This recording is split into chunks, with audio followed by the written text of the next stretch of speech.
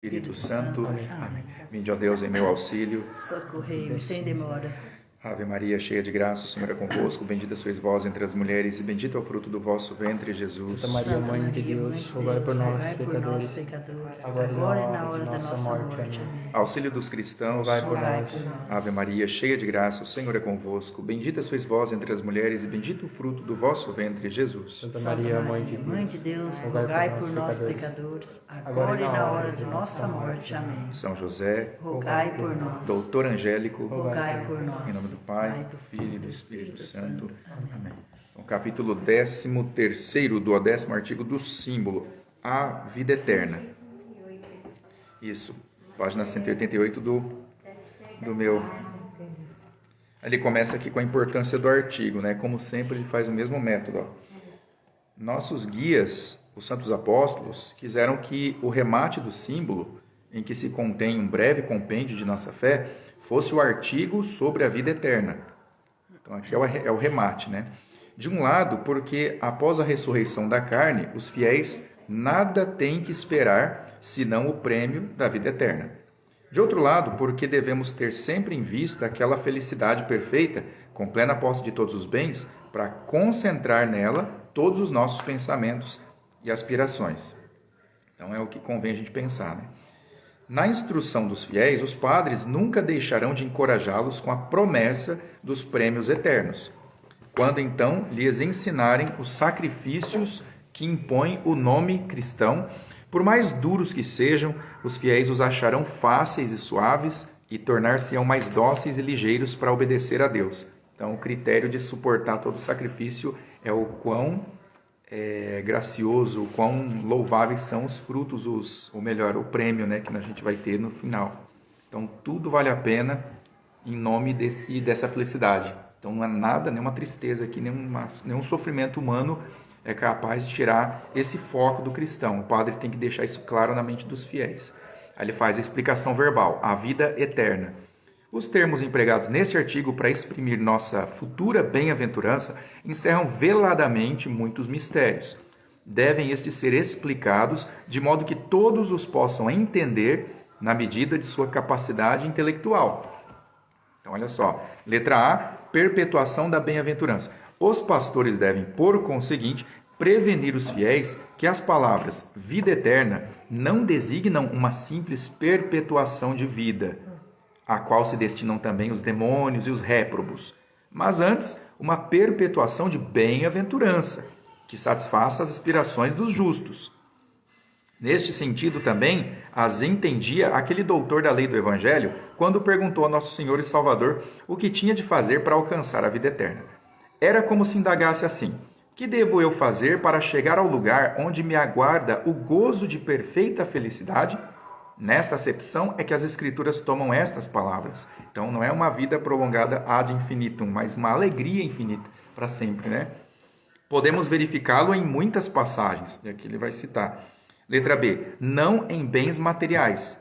A suprema bem-aventurança levou tal designação para que ninguém as fizesse consistir em bens materiais e transitórios. Estes não podem ser eternos por sua própria natureza, porque a matéria não é eterna, né? Nem o simples termo bem-aventurança bastava para exprimir a ideia desejada, já que não faltam homens que, na presunção de falsos princípios filosóficos, procuram o sumo bem no gozo de valores materiais. Estes bens se consomem e envelhecem, ao passo que a verdadeira felicidade se não circunscreve a nenhum limite de tempo. A bem dizer, as ninharias terrenas opõem-se diametralmente à verdadeira felicidade. Daí que vem, vamos dizer assim, a repugnância dos santos às coisas materiais, né? E no terceiro mistério gozoso a gente pede, dai o amor à pobreza e o desapego dos bens materiais. Porque a gente vê Deus nascer menino mais pobre de todos, né? Deus nasce pobre. Portanto, muito longe se afasta da felicidade a pessoa que se deixa levar pelo amor e predileção do mundo. Olha, muito se afasta da felicidade. Está escrito, abre aspas, não ameis o mundo, nem as coisas que há no mundo. Se alguém ama o mundo, não tem em si o amor do Pai. Olha que critério, hein? E pouco adiante diz, o mundo acaba e sua concupiscência. Os padres devem incutir estas ideias e sentimentos no coração dos fiéis, para que se resolvam a desprezar os bens transitórios, persuadindo-se de que neste mundo, onde somos forasteiros e não cidadãos, não podemos alcançar verdadeira felicidade. Olha que termo chave também para a gente entender um pouco na nossa situação no mundo. Nós não somos cidadãos daqui, somos forasteiros. E qual que é a condição de um forasteiro, né? Como deve ser a sensação de um forasteiro quando ele está naquele lugar onde ele é forasteiro? De não pertença, né? Não pertença. Acho que a essência do forasteiro é a não pertence àquele local. Ele não está em casa, então ele não fica à vontade. Então a gente não tem que estar à vontade nesse mundo. Se a gente começar a se acomodar e sentir prazer aqui, a gente se acomoda e fala, então aqui está bom. É bom ficar aqui, vamos ficar por aqui mesmo. E aí que começa a inclinação da carne. Porque a carne quer morar aqui. Porque a carne é matéria. E matéria chama matéria, né? Matéria e o espírito não tem nada que ver um com o outro. O que é da carne é carne, o que é do espírito é do espírito. Corolário. Em que sentido somos felizes na terra? Então ele vai explicar aqui, para não dizer que a gente é totalmente infeliz, né? Isto não obstante, podemos considerar-nos felizes nesta terra em razão de nossa esperança. Olha a causa aí, ó.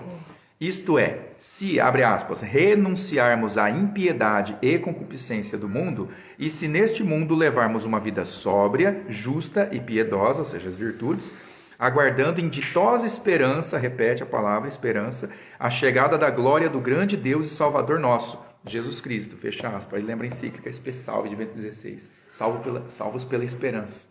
Né, que é uma Já leu ela? muito boa. Ela vai propor, inclusive, ele vai falar assim que é um desejo do coração dele que se voltasse a colocar intenções nas obras.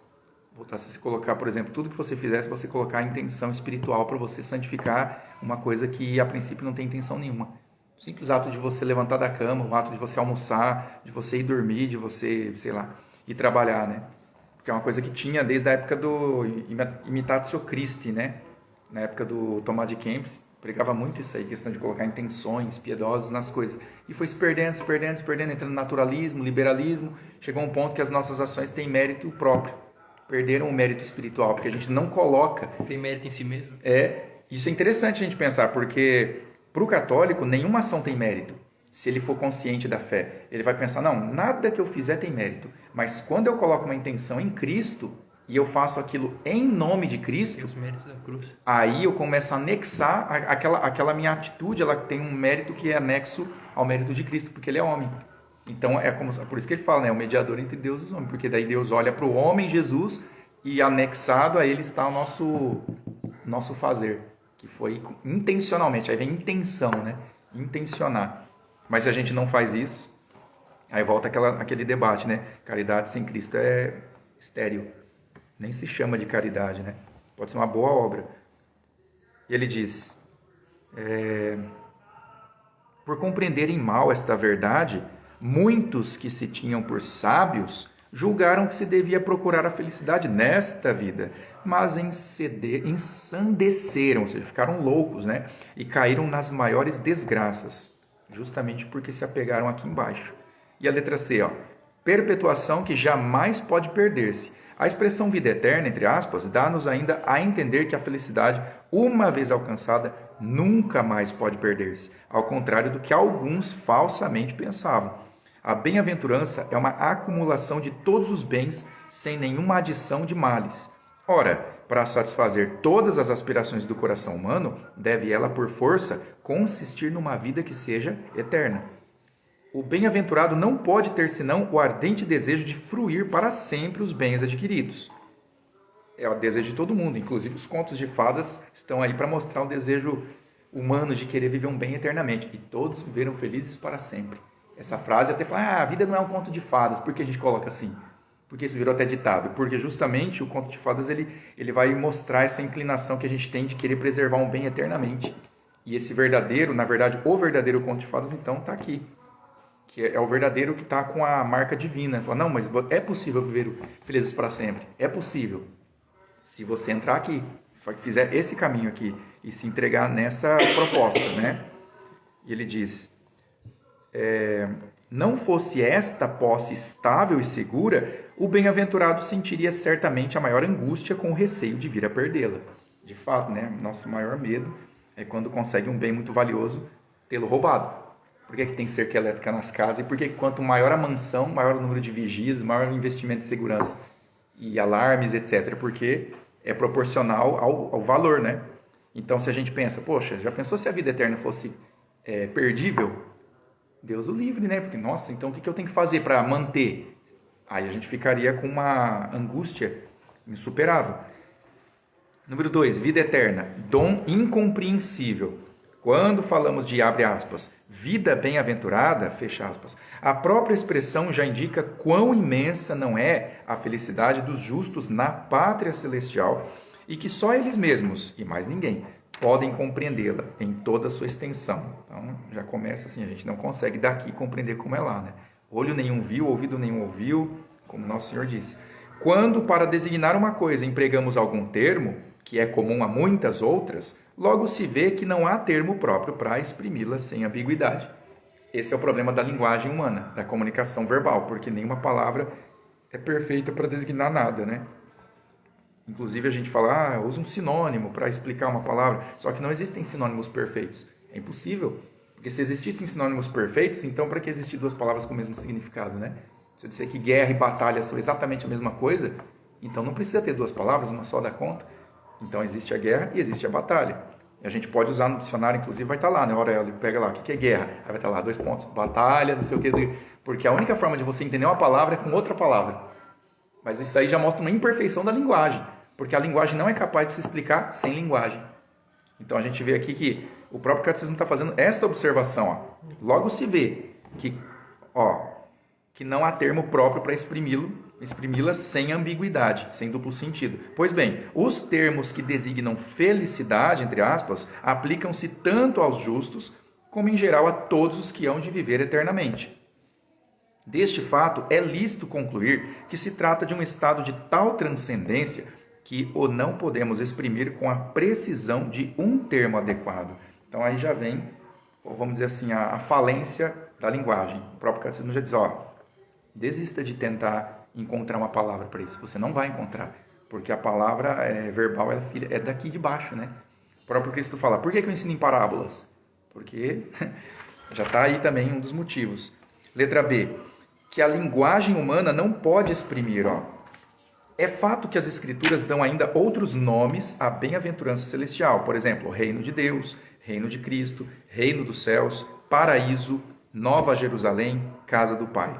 Mas vê-se claramente nenhuma destas expressões é capaz de enunciar toda a sua grandeza. Pode aqui sempre ficar aquém do significado, né? Nunca além.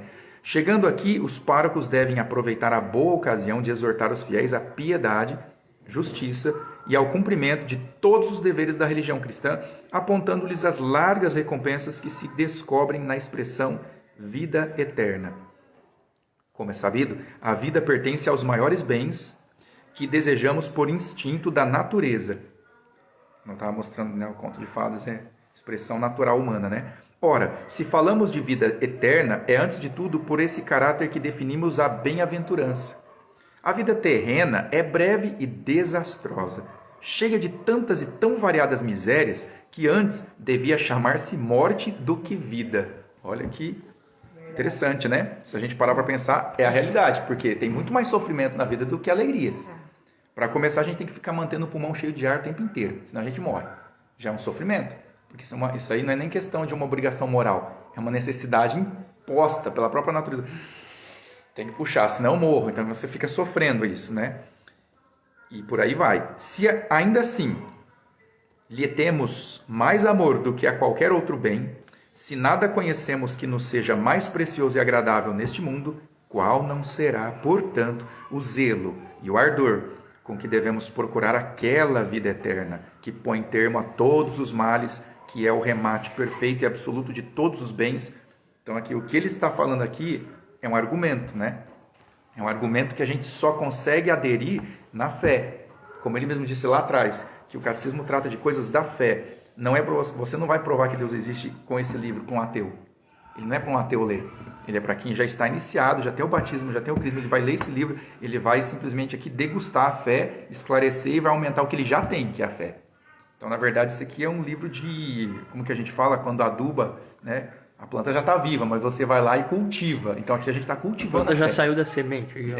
A gente só está cultivando a nossa fé para que ela floresça, né? Agora, olha que interessante aqui, ó, explicação real. Qual que é a definição? Isenção de todo mal. Isso é vida eterna, ó. Pela doutrina dos Santos Padres, a felicidade da vida eterna consiste na isenção de todos os males e na posse de todos os bens. A gente às vezes nem consegue aprofundar isso aqui, né? Porque eu nem sei o que significa todos os bens. Que na minha experiência existencial eu não conheci todos os bens. Então quando o catecismo diz isso, eu tenho a impressão de que é uma coisa grande, mas eu não consigo medir, não consigo sentir isso, não consigo perceber. Parece que extrapola, né? A respeito dos males, são evidentes os testemunhos das Escrituras. Está escrito no Apocalipse, abre aspas, já não terão fome, nem sede, já não cairá sobre eles o sol, nem ardor algum. E mais uma vez, Deus enxugará todas as lágrimas de seus olhos. E já não haverá morte, nem luto, nem lamento, nem dor, porque passaram as provações de outrora. É o outro lado da vida, né? Letra B, posse de todos os bens. Então, além de ser isenção de todo o mal, a posse de todos os bens. Na verdade, a glória dos bem-aventurados será imensa e abrangerá todas as espécies de real alegria e prazer. Nosso espírito não pode alcançar a grandeza dessa glória, nem há possibilidade de que ela possa penetrar em nossos corações. Tanto é que a gente sempre volta ao exemplo. São Tomás teve um vislumbre do que foi a vida sobrenatural e ele quis jogar tudo, absolutamente tudo que ele escreveu na conta de palha. E para o maior santo da igreja, o maior doutor, que foi praticamente a única referência no maior concílio da igreja, que é o concílio de Trento, dizer isso. Então, olha o critério que a gente tem para medir a grandeza disso aqui, né? Então, olha, eu não faço ideia do que é, do ponto de vista humano, mas eu tenho, assim, pelo que a gente vê aqui de baixo, pelo São Tomás, diz... Só você ir numa missa tridentina, aí você já fala, nossa... Você fala assim, é grande, e a palavra grande torna pequeno. A palavra grande torna isso pequeno, porque a palavra grande não traduz. A palavra imensa dá na mesma. Se eu disser que o céu é imenso, eu estou empobrecendo o céu. Porque a palavra imenso se torna um diminutivo perto do céu. Se eu falar que ele sei lá, mais do que imenso, não vai sempre assim. Eu vou chover no molhado. Eu nunca vou conseguir, com palavras, chegar nem perto de traduzir. Porque se fosse traduzível, eu teria poder sobre o céu. Tudo que você dá nome é porque você de alguma forma tem poder sobre a coisa. Inclusive Adão, qual foi uma das tarefas dele? Dar nome às coisas, né? Os animais, dê nome. Porque Aristóteles diz que convém ao maior de todos os seres aquele que dá nome às coisas. É o maior, é o soberano, aquele que nomeia, é o juiz dos juízes, né? O seu nome é esse, seu nome é aquele. Você é faca porque vai cortar, você é lápis porque vai escrever. E Deus no Gênesis, né? Faça-se a luz, e viu que a luz era boa, agora façam-se as plantas, que deem semente, façam-se os animais, façamos o homem. Então ele vai falando... O nome também tem relação com o fim da coisa, né? O nome tem uma relação com o fim, e o fim, quem dá o fim é o Criador. Sim, exatamente. Então se você dá nome, você está sendo de alguma forma um Criador ali. Por isso que a gente pensa assim... É o que o nominalismo vai contra, né? E eles vão pelo contrário, justamente, porque eles falam, não, isso é só um nome arbitrário, qualquer coisa que você colocar lá dentro está valendo. Cadeira pode ser uma bola, né? E Deus, pecado, pode ser santidade, santidade pode ser pecado. E aí que está o perigo, né? É o fruto de todo o mal moderno, tá ali, né? Em pegar a linguagem e prostituí-la. Porque se isso é verdade, a gente vê que dar o nome certo às coisas é o mais próximo que a gente pode chegar de Deus, a gente vê que o homem modernista, o homem moderno, ele sabe disso. E faz o que na educação, na economia, em todos os lugares? Ele pega e coloca nomes novos para velhos pecados. Chama o pecado de bem. Então ele não chama mais uma coisa de sei lá, de morte, ele chama de cessação da vida. Tipo isso, ele ameniza, um eufemismo. Celebração da vida, né? Ele vai trocando os nomes. Então aqui na esquerda faz muito nos livros de pedagogia. Em vez de chamar pelo nome real, que escandalizaria os pais de família, não, coloca um nome, um eufemismo ali, maqueia, aí os pais, os pedagogos vão lendo aquilo, não, beleza, eu estou lendo uma coisa boa. E é o oposto do que Adão fez, né? Eles estão trocando os nomes das coisas. Então aqui ele diz, eu parei no posse de todos os bens, né? Felicidade aqui, nosso espírito não pode alcançar a grandeza dessa glória, nem há a possibilidade de que ela possa penetrar em nossos corações. Então, é preciso que entremos nela, isto é, no gozo do Senhor, para que, inundados dessa felicidade, tenhamos plena satisfação de todos os anelos de nossa alma. Então, de certa forma, a gente tem que estar aqui quase como numa oração mental, né? Você tem que estar sempre com a mente em Deus para poder compreender um pouco melhor o que as palavras não dão conta. Você tem que estar no... Como é que a gente pode dizer aqui, né? Ó, estar no gozo do Senhor. Você tem que estar nessa alegria de Deus. Aqui ele está colocando a citação do... Isso vai ser do concílio. 744, não é da Bíblia mesmo. É Mateus 25. Ele vai tirar. Aí o número 2. Os bens da glória. Escreve Santo Agostinho. Ser mais fácil enumerar os males de que ficaremos livres do que expor os bens e alegrias que havemos de gozar. Olha só. Sem embargo, devem os padres dar-se ao trabalho de explicar, olha só, o catecismo sempre traz essa preocupação, explicar, né? Porque a doutrina tem que ser entendida. Com concisão e clareza, os pontos que possam incitar nos fiéis um ardente desejo de alcançarem aquela suprema felicidade. Ou seja, o desejo do céu ele tem que ser manipulado, no bom sentido. Ele tem que ser, porque ensinar uma arte. Tem que ser incitado. Você incitar, você usar todo o artifício. Às vezes a gente não consegue. Hoje mesmo uma pessoa falou pra mim que se separou e que ela queria ser feliz ainda. Que ela ia procurar ser feliz ainda. Assim, daí você vai pro inferno. Então, Porque ela tava falando de reconstruir a vida. A pessoa, você era casada. Separou porque não tinha mais condição. Então agora você tem que viver a castidade. é uma possibilidade. Mas saiu na hora, assim, daí você vai pro inferno. Sim, é a única palavra que teria. Assim, como futuro, o futuro final, derradeiro, né? Você já deu o futuro escatológico. Ó, não vou nem eu vou encurtar a conversa. Encurtar a conversa. A gente escuta isso, né? Vem aquela assim, você vai pro inferno. Direto acontece isso. Aí você está me julgando. Vem na ponta da liga, você vai pro inferno. Você está me julgando. Quem é você? Você não é Por Deus. isso no meu serviço, todo dia eu escuto uma besteira lá e vem na ponta da liga. Cara, você vai pro inferno. Mas é caridade, né? Você tem que avisar. Tem que avisar. Uma vez eu falei, você vai pro inferno por causa disso. Aí começou esse papo, você tá me julgando, tá me julgando. Eu falei, não vou, não tô te julgando, tá no catecismo isso. Ué, a pessoa pega. É a mesma lógica. Tem um copo de veneno na mesa. O cara fala assim: eu vou lá beber. Você quer um gole? Eu não. Se você beber, você vai morrer.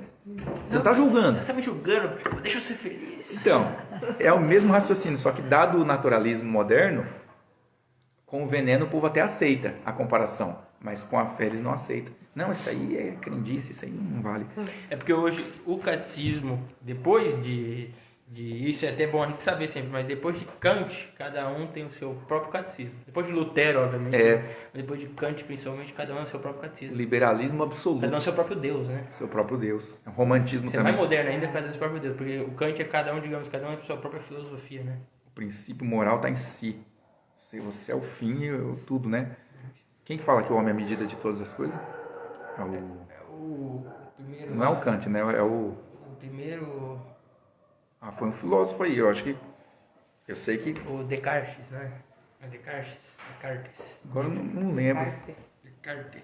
Mas essa frase é bem perigosa. E ele vai para a divisão agora, ó. Depois de ele fazer toda aquela explanação, agora ele divide, né? Protágoras. Lá no Jacques Maritain, gente. Lá no comecinho, na história, né? Só para correção, Descartes fala que penso logo existo. Penso logo existo. A frase. Para tal efeito, agora ele vai dividir. Devem os padres distinguir, como fazem os teólogos de maior autoridade, duas espécies de bens. Uns que pertencem à própria natureza da bem-aventurança e outros que são consequências da mesma. Teologicamente, aqueles se chamam bens essenciais, estes, bens acidentais. Então, as consequências da bem-aventurança são os bens acidentais. Letra A. Bens essenciais, visão e posse de Deus. Olha que forte isso, posse de Deus. Bem-aventurança propriamente dita, que na expressão mais usada se chama essencial, consiste em vermos a Deus e gozarmos da beleza daquele que é fonte e princípio de toda bondade e perfeição. Olha que interessante, a gente não vai ver no paraíso uma rosa que tem beleza, a gente não vai ouvir uma música que tem beleza, e nem sequer vamos ver uma forma que é bela. Nós vamos ver a causa das coisas serem belas. Porque conhecer a causa é conhecer algo superior ao efeito. Porque a causa é sempre superior ao efeito. E a gente vai ver a causa da beleza, da bondade e da justiça e de tudo que é bom. Então a gente vai olhar para a beleza e não para o que é belo. Olha a grandeza disso. É muito, nossa, é transcendental, né? Transcendental, inefável. Esta é a vida eterna, diz Cristo nosso Senhor, que te conheçam a ti como Deus único e verdadeiro e a Jesus Cristo que tu enviaste. Olha só, esta é a vida eterna. Ao que parece, São João queria comentar estas palavras quando disse, abre aspas, caríssimos, agora somos filhos de Deus, mas ainda não se manifestou o que seremos. Olha que é uma aparente contradição, né? Agora somos, mas ainda seremos. Então não somos. Então ele explica, no entanto, sabemos que ao tornar-se manifesto, seremos semelhantes a ele, porquanto o veremos como é. Então olha só, a gente vai... Se fosse possível alguém assistir de longe, não sei se quem vai estar no inferno vai ter essa visão, para poder sentir ainda mais o castigo, né? Vai olhar assim, vai confundir, ou nos confundir com Deus. Quem vê de fora, né? Porque a gente vai... Não é que vai se fundir a Ele, mas é que vai ser tão... A gente vai ter a posse de Deus. Então a gente vai vê-lo... Como se fosse Deus, né? E aí assim, é porque quando você... Isso como Deus. Por exemplo, pega um exemplo de vida de santo. A gente pega São Bento. São Bento, quando mandava um servo dele, um dos monges, ir ajudar alguém que estava lá afogando, quem estava sendo afogado tinha a impressão de estar sendo São Bento que estava salvando. Ele via São Bento salvando. Pai Bento, né? Ele falava, Pai Bento, você veio... Não. Aí depois que ele acordava daquele transe, era você, irmão fulano, irmão Beltrano? Mas não, é que Bento me mandou. Ou seja, na visão dele, ele confundiu com São Bento, porque São Bento que era o mandante. Agora, imagina, na bem-aventurança, todo mundo com Deus no céu, não tem mais julgamento depois disso, não tem mais pecado, então todo mundo ali está numa unidade tão perfeita com a Santíssima Trindade, que quem visse de fora não distinguiria mais assim, porque tudo é divino, no sentido de que está todo mundo contagiado do amor. Então você olha assim, é claro que isso para quem é imperfeito está de fora, né? Lógico que quem está no céu vai saber o seu próprio lugar, né? Mas... é uma coisa estupenda, né? Ele diz, São João indica, pois, que a bem-aventurança consta destas duas realidades, vermos a Deus tal qual é em sua natureza e substância e ficarmos quase que divinizados. Olha aí, divinizados. Ele usa um quase que só para a gente não cair na gnose, né? Como efeito, conservando a sua própria natureza, os que estão no gozo de Deus revestem uma forma tão admirável e tão semelhante à divina que mais se parecem com deuses do que com simples homens. Tá aí, ó. É disso que eu estou falando aqui. Você olha e fala assim, mas são deuses? Não, é que eles são os bem-aventurados. Então, filho de Deus, né? Deusinho é. Que nos diviniza. Não, o próprio Cristo fala num debate com os fariseus no livro de São João. Eles estão debatendo, batendo boca com ele. Aí ele fala assim, eu fiz essas coisas boas, por que estão querendo me apedrejar? Aí os fariseus, não estamos te condenando porque fizeste isso, fizeste milagres, mas porque te fizeste filho de Deus. Aí Cristo retruca, fala assim, não lestes as Escrituras? Vós sois deuses? O próprio Cristo coloca isso para eles. Fala assim, eles devem ter pensado na hora. A gente não parou para pensar sobre isso. Sei lá, né? Ou parou, mas o orgulho, né? Que nos diviniza aqui, ó. De novo, ele vai insistir nisso aqui, né? Assim acontece porque todo objeto chega ao nosso conhecimento ou pelo que ele é em si mesmo ou por meio de alguma imagem ou semelhança. Isso aqui também é a doutrina pedagógica de São Tomás, né? Sim. Tudo que a gente conhece é porque dentro da nossa alma tem potência para ficar no formato do objeto que a gente conhece. Então eu só conheço o fogo porque a minha alma é capaz de ficar no formato do fogo. Então eu sou o fogo quando eu conheço o fogo. Por isso que eu consigo compreender. Tanto é que quando a gente fala de um objeto que eu nunca experimentei pelos 5 sentidos, é impossível conhecer. Isso é a quarta via? Eu não sei qual que é, mas eu sei que está no livro tá no De Magistro, que ele vai explicar sobre o que é o ensino, né? Ele vai discutir isso. Não, sim, mas essa questão da similaridade que você acabou de falar, isso é uma das 5 vias, né? Isso aí é uma informação assim impressionante, porque se a gente parar para pensar o que é o conhecimento do ponto de vista essencial, nada mais é do que você ser aquilo que você conhece. Você é, quando você fala assim, eu entendo a justiça, porque dentro de mim existe alguma coisa que é justa, que eu consigo conectar e falar, não, eu sei o que é justiça. E também sei o que é pecado. Também eu sei o que é mentira. Também eu sei o que é A vaidade. terceira via é da contingência. Contingência. E a quarta é do grau de perfeição das coisas, que encaixa um pouquinho nisso aqui. Sim. Então, quando a gente aprende alguma coisa, é isso que São Tomás vai discutindo. É muito interessante a discussão, porque ele fala, então, se nós temos essa capacidade, então o que é ensinar? É impossível ensinar alguém, porque você já tem potência de aprender tudo. Está tudo dentro de você, então o que o professor faz? Ele questiona. Fala, o professor faz o quê? É possível tirar o conhecimento daqui e colocar na cabeça do outro? Ele fala, impossível, não tem como.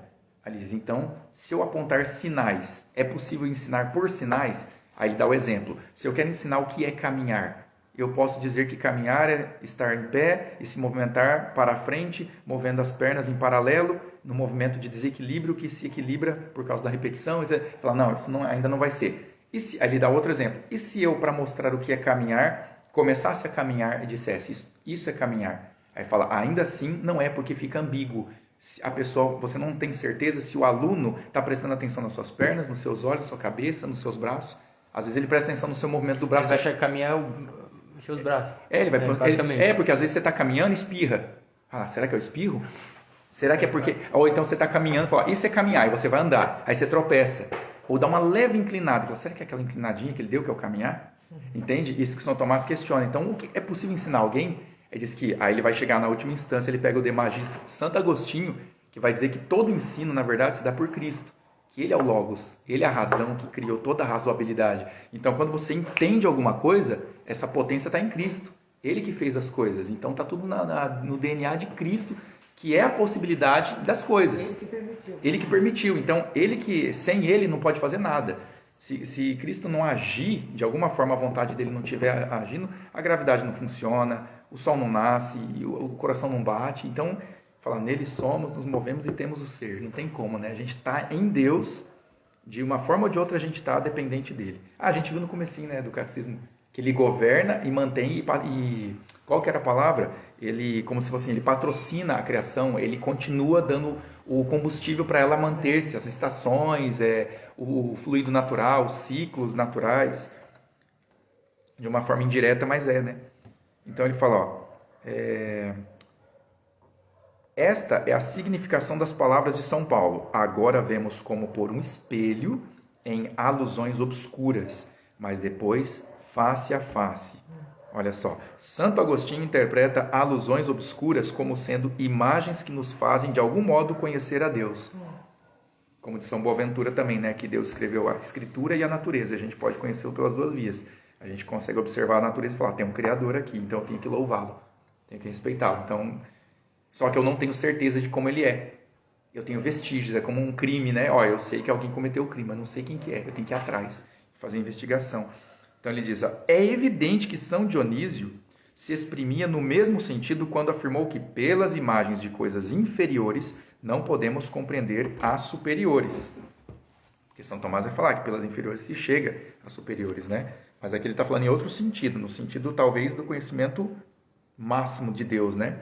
Ainda mais, pela semelhança de uma coisa corpórea, não nos é possível conhecer a essência e substância de outra que é incorpórea. O que tem a ver o corpo humano com o anjo, que não é corpo? Para começo de conversa, como é que eu imagino o anjo? Se imaginar já é lançar a mão da memória, que é resquício material de visão, tato, paladar, que é tudo dado material. Então a memória é a coisa mais material que tem.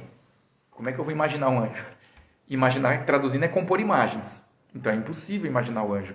É pela fé que eu tenho a fé e a inteligência, né?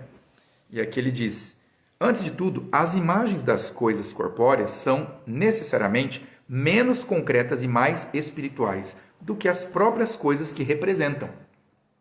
Facilmente o verificamos no processo comum que nos leva ao conhecimento de todas as coisas. Porque a gente conhece uma mesa, a princípio é tão concreto o conhecimento, mas se você fecha os olhos e começa a pensar o que é a mesa, a gente lembra do Maritain, né? Lá do Elementos de Filosofia. Lá. Mas o que é esse conhecimento depois que eu parei de considerar a mesa material? O que sobrou da mesa? Não sobra nada, só sobra ideia, e a ideia é totalmente espiritual. Então você vê que, no fundo, o que tem são ideias. Talvez por isso que Platão trabalhou tanto essa questão do mundo das ideias. Ele pensou, não, a essência de tudo são ideias. Só pode ser assim. Então ele errou o alvo, mas se ele tivesse a revelação, ele ia encontrar ali e falar, não, mas tem realmente o mundo das ideias, mas a ideia é uma só, é Cristo. É por meio dele que o Pai criou todas as coisas. Ele criou numa ideia, só que essa ideia é uma pessoa que tem vontade e inteligência. Santo Agostinho vai pegar essa ideia e vai falar que é a cidade de Deus, né? Cidade de Deus. que vai ter a briga com a cidade. O mundo, né? Eu esqueci. Platão usa um conceito para falar de mundo, né? Eu acho que a cidade de Deus, ele fez uma resposta à República de Platão, praticamente. Porque se for analisar, a exatamente. República é como se fosse a cidade de Deus versão pagã. O demiurgo é Deus. Ele vai trocando tudo, ele vai corrigindo. Ele vai corrigir, exatamente, ele vai corrigindo. Ele vai fazendo, ele pega aquilo e dá aquela... Por isso que vale a pena ler a cidade de Deus. Aí a gente vê, olha, tá aqui, ó, a República As purificada. virtudes, todos os conceitos, ele pega e, digamos, ele aprimora, né? Aprimora tudo. Porque tem gente boba hoje em dia, né? Principalmente esse pessoal ateu, moderno, inteligentinho. Vai falar assim, Santo Agostinho copiou, só copiou e mudou, colocou o que na verdade ele, Olha a visão. Aquela ideia dos dois ali, qualquer pessoa chega naquilo ali. Qualquer ser humano consegue chegar para aquilo ali, que eles pensam, eles não eram diferentes. Elucubrações, você chega naquilo ali. Sim. Então, assim, Santo Agostinho pegou aquilo que Platão tinha e colocou a luz que ele tinha, que é da revelação. Pegou a escritura. Exatamente. Né? Pegou a tradição, pegou as falas e a fé. Então, ora, não existe de nenhuma criatura uma imagem que seja tão pura e espiritual como é o próprio Deus. Por conseguinte, então a conclusão disso, nenhuma imagem criada pode levar-nos a um perfeito conhecimento da essência divina, né? Porque se pudesse levar, eu encontraria a réplica de Deus perfeita, né? E aí já seria um negócio complicado. Além disso, a perfeição de toda criatura se contém dentro de certos limites. Deus, porém, é infinito. Nenhuma imagem criada pode abranger sua imensidade. Como é que uma imagem finita pode representar um ente infinito? É uma contradição, é impossível, né? Logo, para conhecer a Deus em sua substância, resta um só meio, qual é? Que é unir-se a nós, a essência divina, elevando misteriosamente nossa potência intelectual e tornando-nos assim capazes de contemplar a formosura de sua natureza. Ou seja, resumindo, é só se o próprio Deus se revelar para a nossa inteligência, não tem outro jeito. A nossa inteligência não alça esse voo, não dá esse salto, né? A vara do salto em altura ela não alcança. O corolário agora, a luz da glória. A gente ainda está falando da vida eterna, né?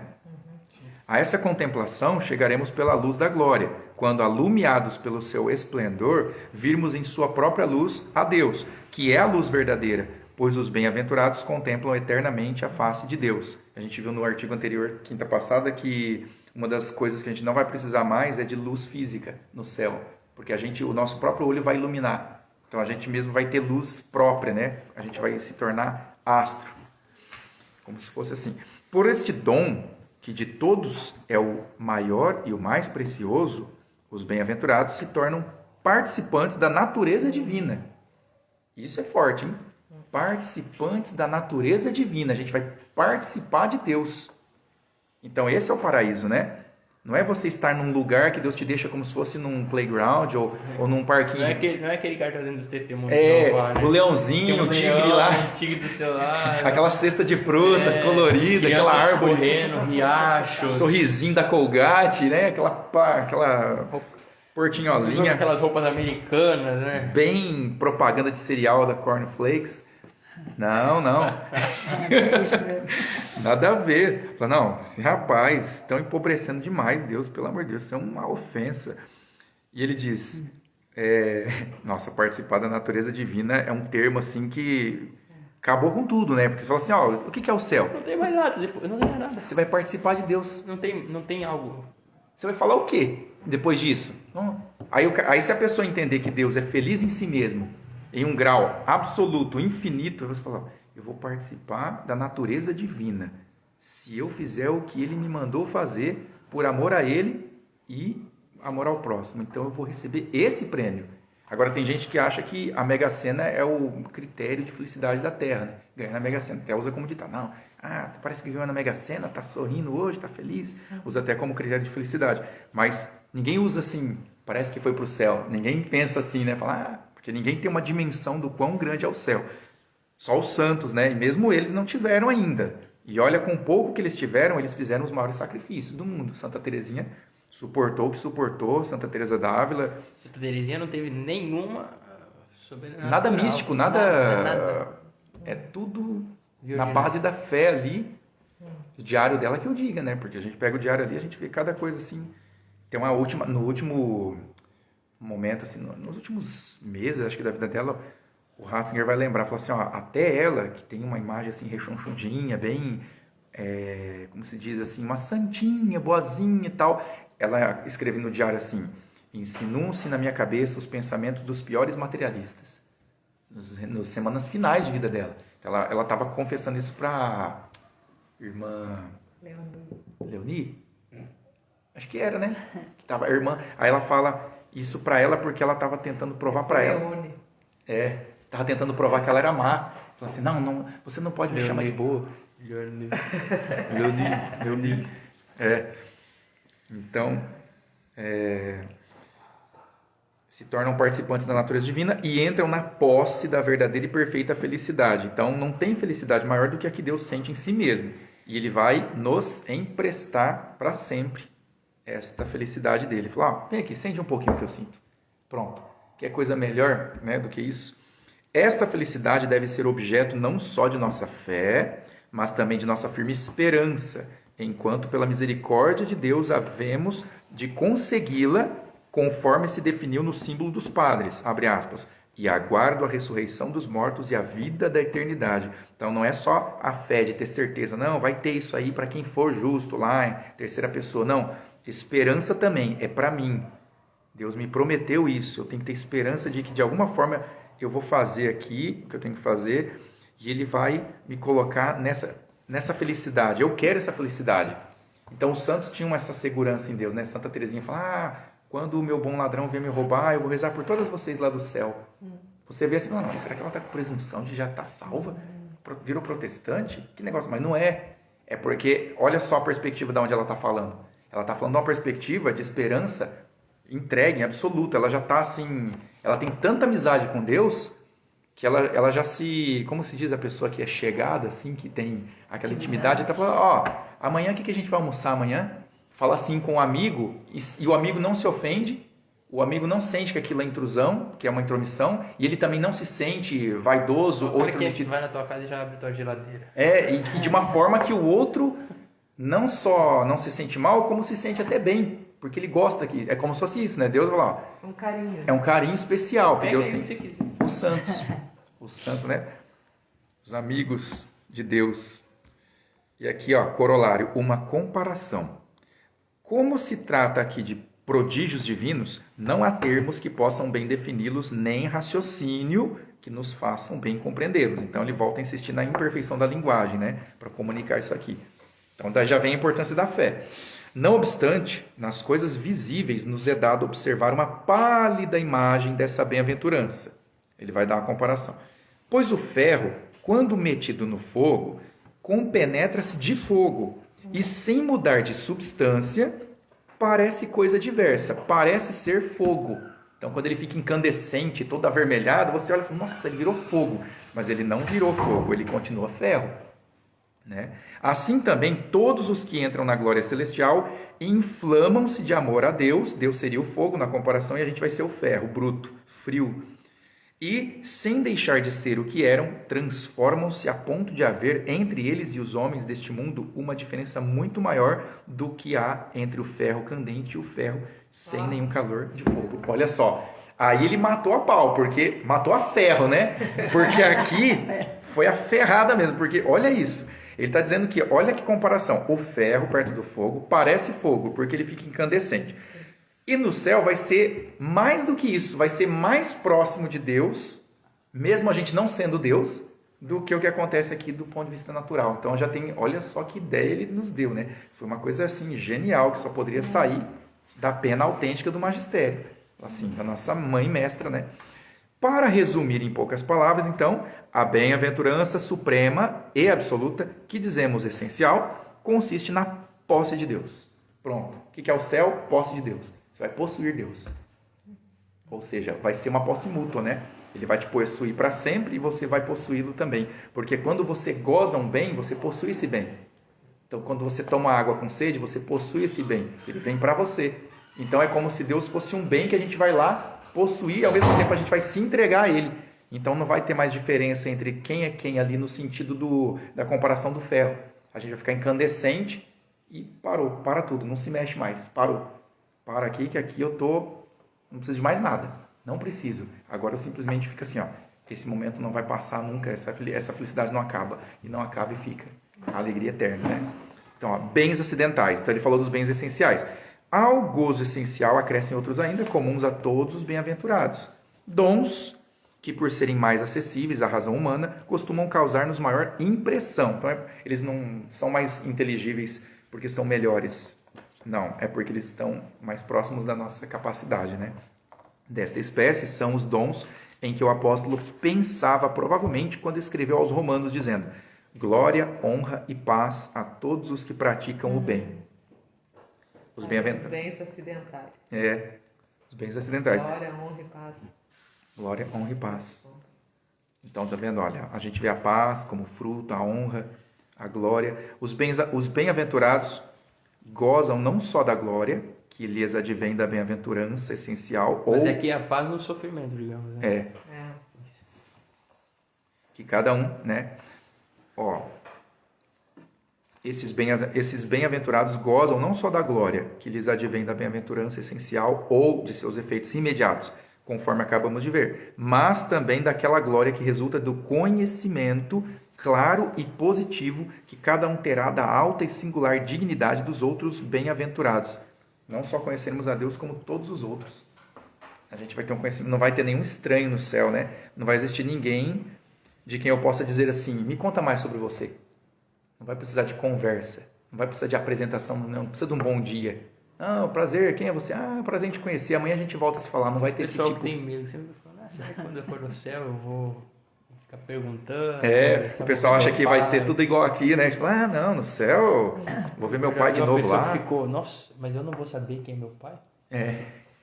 Mas se você vai saber quem é Deus... Ou que precisasse saber quem é teu pai no céu? Nossa, a pessoa pergunta: se eu vou ver Deus face a face, eu vou conhecê-lo, quem dirá a Santíssima Virgem, São Miguel, São Gabriel, eu mesmo vou me conhecer tal como sou conhecido? Vou ficar com essa dúvida ainda na cabeça? É só fazer a conta, né? Você vai conhecer a Deus. Então, os bem-aventurados, né? Estima de Deus. Qual não será, porém, a grande honra que lhes faz Nosso Senhor quando lhes chamar, já não servos, mas amigos, irmãos e filhos de Deus? Ó, 3 nomes, hein? Amigos, irmãos e filhos de Deus. Por isso, nosso Salvador há de dirigir-se aos seus eleitos com as mais ternas e honrosas palavras: vinde, benditos de meu Pai, tomai posse do reino que vos está preparado. Motivo é para exclamarmos: honrastes sobremaneira os vossos amigos, ó Deus. Olha só, isso aqui ele vai lá na alma, né? Cristo nosso Senhor há de exaltar-lhes os méritos em presença do Pai Celestial e de seus anjos. Aí vem a estima dos coeleitos.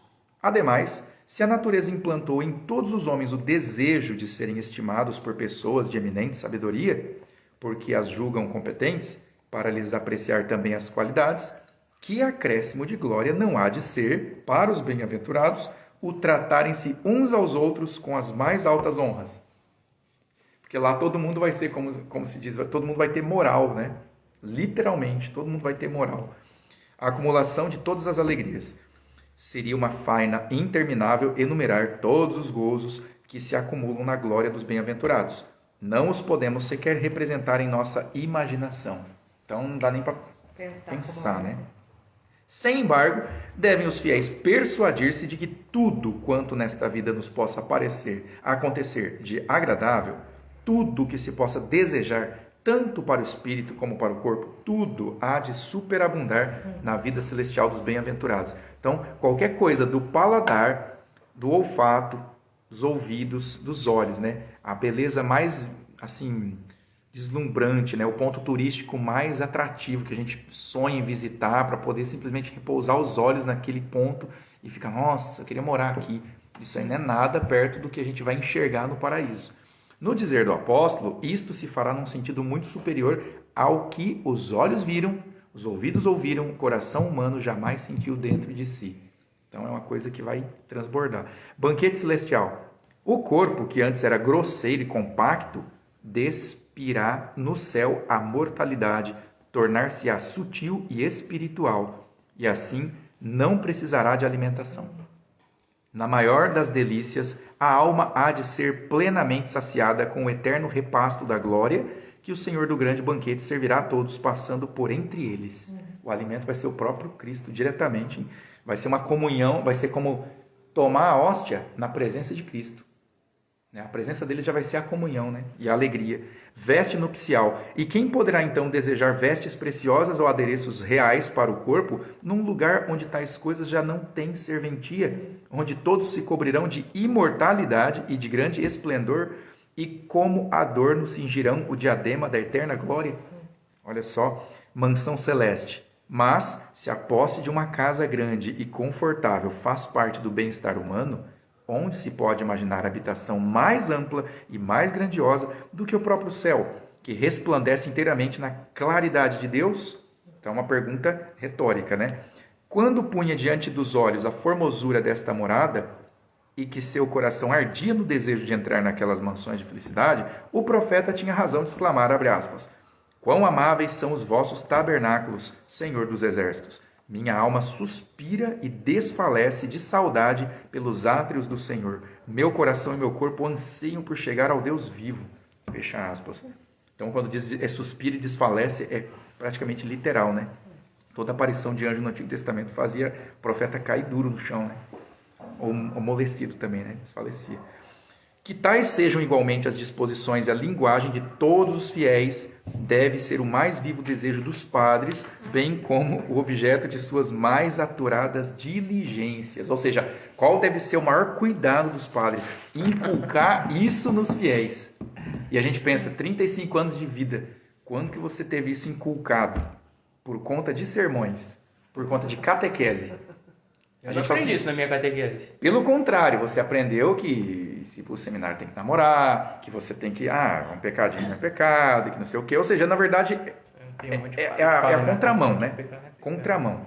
Quantas vezes, né? Você vai confessar e sai de lá santo, né? Porque não precisou confessar, o padre falar que não é pecado. Daí para pior, né? Necessidade de nossa cooperação. Isso aqui é interessante, né? Cooperação. Obras de caridade, práticas da fé e uso dos sacramentos. Então, ó. Vou começar agora. Na casa de meu pai, aqui, agora vai entrar agora o sacramento. Começa a ficar... O negócio vai pegando fogo literalmente, né? O sacramento é muito gostoso, é muito legal. Na casa de meu pai, diz, abre aspas, né? Na casa de meu pai, diz Nosso Senhor, existem muitas mansões, onde se distribuem prêmios maiores ou menores, conforme tiver cada um merecido. Então, ó, o céu, ele não é um comunismo, né? O céu, ele é super diversificado e bem contrastante. E desigual. Bem desigual. E isso é bom. Tem que lembrar que isso é bom, muito bom. Quem pouco semeia, pouco colherá. Aliás, já pensou se todas as notas musicais fossem a mesma nota, você ia compor que música? Eu sempre comento assim, acho que eu não sei se é o professor Dante que falava, você quer ver como que é o comunismo? Pega uma folha sulfite em branco. Isso é a igualdade. É igualdade. Coloca lá. Pobreza. Pobreza pura, né? Generalizada ainda. É tudo igual, é o mesmo nível. Tudo igual. Em todos os sentidos. Onde tudo é, nada é, né? Sério. Se tudo é, nada é. Então, Não serve pra nada também. falar, todo mundo é igual. Onde todo mundo é rico, então quem que é? Quem que é rico? Onde todo mundo é rico. Se todo mundo for pobre também, quem que é pobre? Não tem mais pobre. Então, quem pouco semeia, pouco colherá. Isso aqui também é uma metáfora bem, como se diz assim, motivadora, né? Pra gente entender que Metáfora Deus... não, passagem. Oi? Metáfora? Ó. Quem pouco semeia, pouco colherá. Aqui não está falando de agricultura, né? Isso aqui é uma imagem que, claro que tem que lembrar que, como São Tomás diz, que sempre tem que partir do sentido literal para depois chegar no analógico e etc. Mas assim, quando isso foi dito historicamente, foi para agricultores. Então, o primeiro destinatário desse texto foram pastores, foram plantadores, né? Pessoal que mexia com a terra. Então, para eles, isso aqui era muito mais orgânico do que para nós. A gente nunca meteu a mão na terra para plantar nada. A gente tem que usar a imaginação. A gente tem que usar a imaginação, ou seja, a gente tem que terceirizar. Contextualizar, né? Contextualizar para poder entrar no evangelho. Quando eles não. É muito anacronismo hoje em dia, né?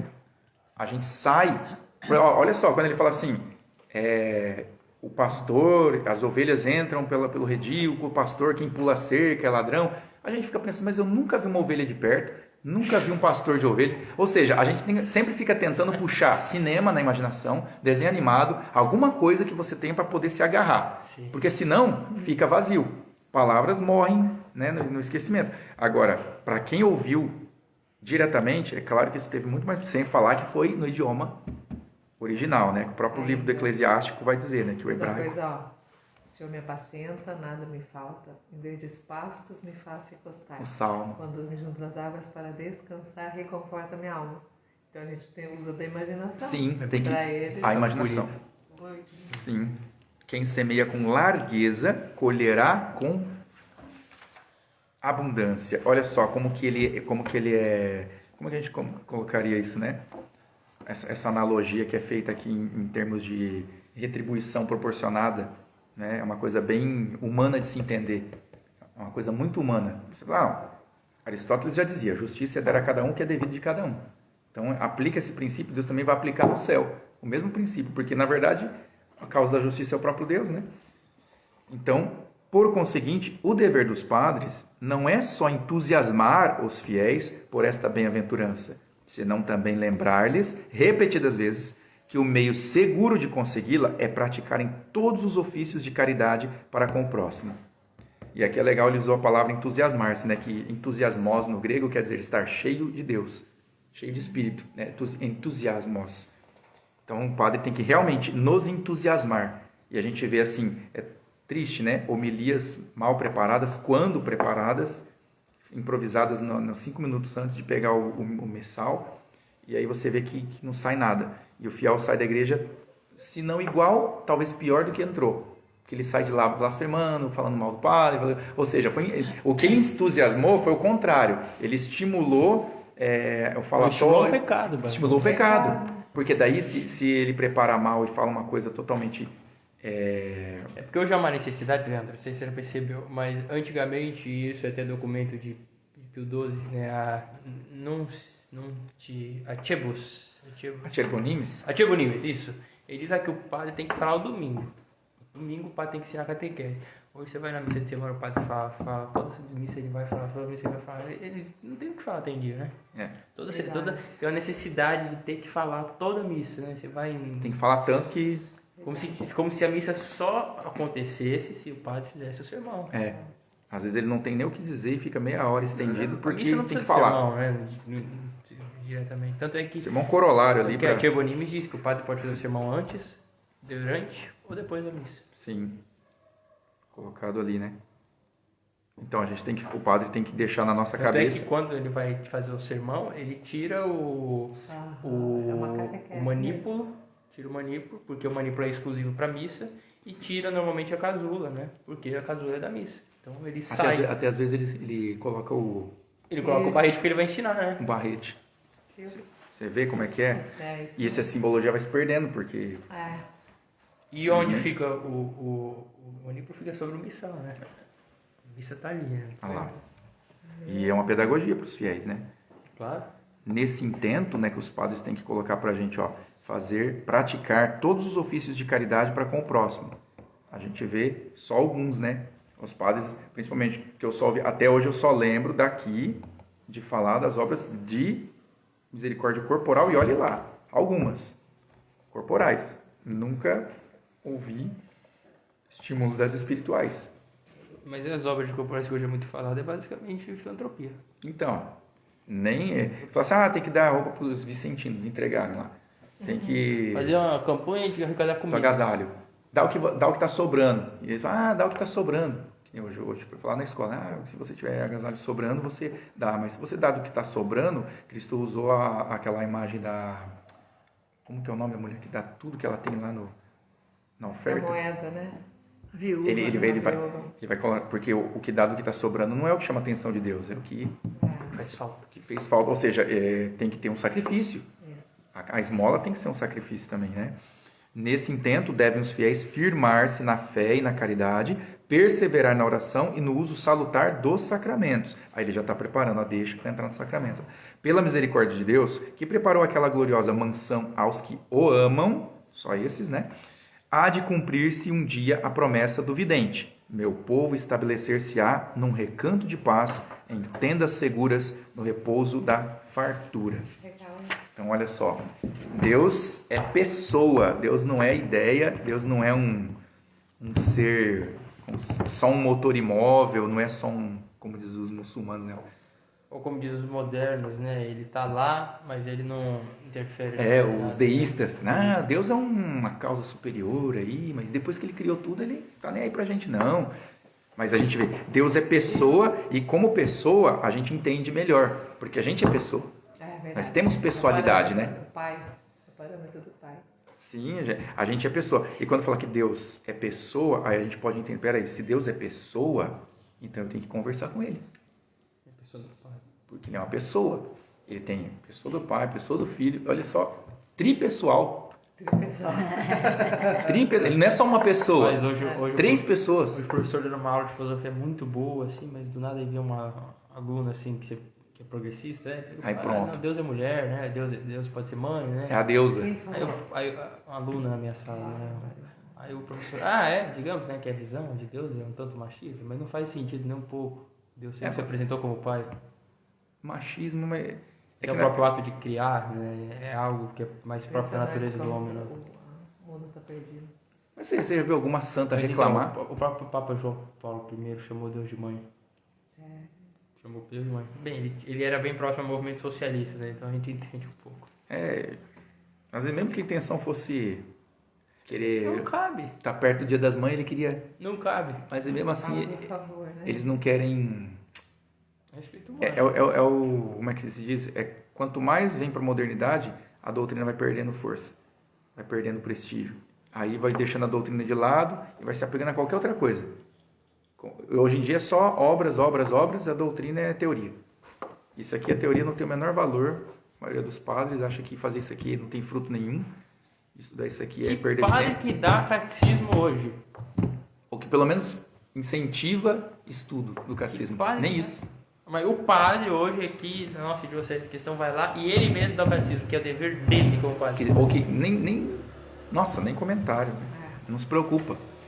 Então, rezar para fechar, né? Para a gente encerrar, pedir a bênção de Deus, intercessão da Santíssima Virgem Maria, para consolidar nosso aprendizado em obras de caridade e, sobretudo, atos de fé e esperança e amor. Em nome do Pai, do Filho e do Espírito Santo. Amém. Ave Maria, cheia de graça, o Senhor é convosco. Bendita sois vós entre as mulheres, bendito é o fruto do vosso ventre, Jesus. Santa Maria, Mãe de Deus, rogai por nós, pecadores, agora e na hora de nossa morte. Amém. São José, rogai por nós. Auxílio dos cristãos, Rogai por nós. Doce coração de Maria, Sede a nossa salvação. Doutor Angélico, Rogai por nós. estivemos unidos em nome do Pai, do Filho e do Espírito Santo. Amém. Salve Maria.